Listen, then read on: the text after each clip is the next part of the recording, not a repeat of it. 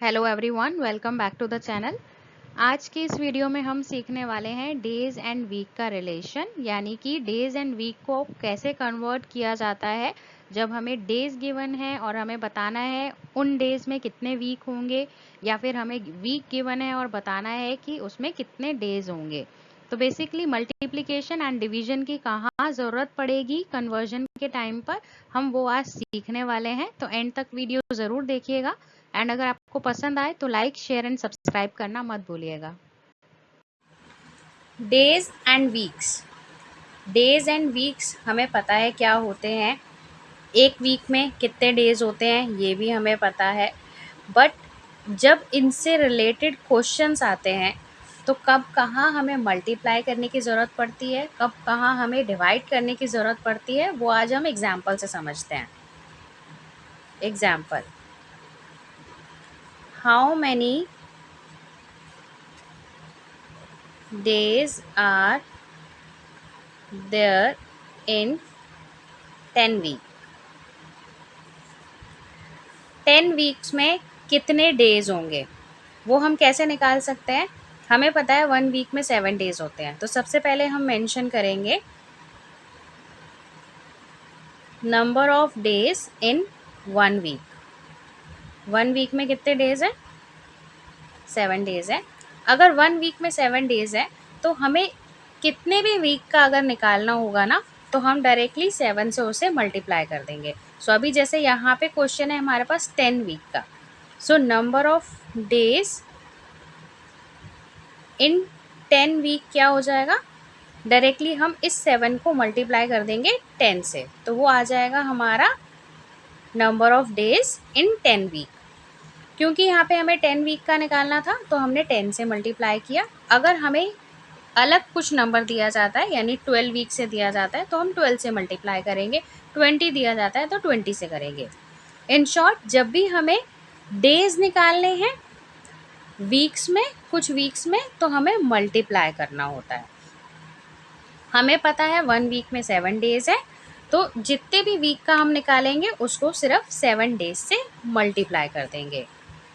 अब इसी का ऑपोजिट, हाउ मैनी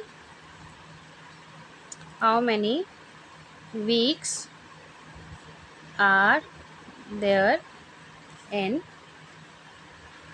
500 डेज।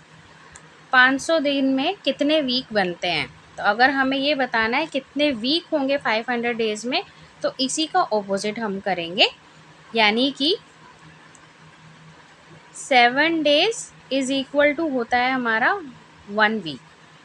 ये हमें पता है 7 डेज 1 वीक के इक्वल होता है।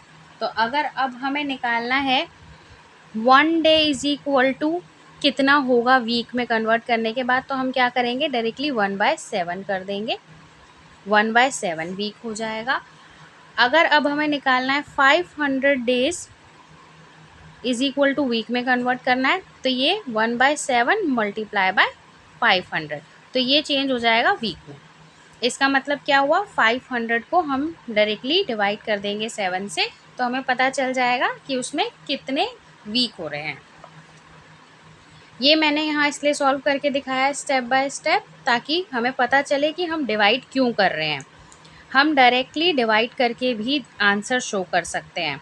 मतलब यहाँ पे हमें दिए हुए हैं डेज, और अगर हमें उसे वीक में कन्वर्ट करना है तो हम डायरेक्टली क्या करेंगे, जितने भी डेज हैं उसको 7 से डिवाइड कर देंगे। जैसे कि यहाँ हम कर रहे हैं 500 को डिवाइड करेंगे हम 7 से। सो ये है हमारा 500, 7 से डिवाइड कर रहे हैं। 7 से क्यों डिवाइड कर रहे हैं, क्योंकि 1 वीक में 7 डेज होते हैं। तो 7 से डिवाइड करेंगे तो ये हो जाएगा 7 7 सा 49, माइनस किया 1, ये 0 उतारा, ये हो गया 10। अब 7 1 सा 7, माइनस किया बचा 3, तो ये जो हमारा आ गया कंप्लीटली, ये है 71 वीक। अब जो ये रिमाइंडर बचा है हमारे पास, ये रिमाइंडर क्यों बच गया, क्योंकि ये 7 से छोटा है।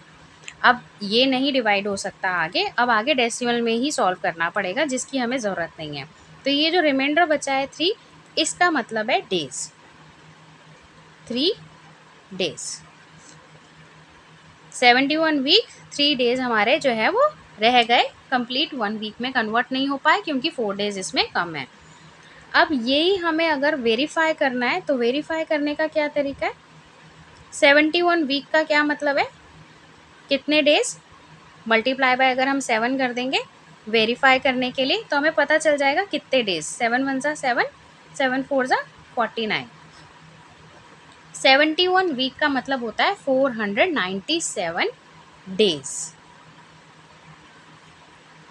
और हमें पूछा गया था 500 डेज के बारे में, तो इससे हमें पता चल जाता है कि 497 डेज अगर 71 वीक में आ रहे हैं तो बाकी जो रिमेनिंग बच गए वो हमारे 3 डेज है, जिसको हमने रिमाइंडर से शो कर दिया था। तो ये था हमारा वेरिफिकेशन और ये था हमारा सॉल्व करने का तरीका।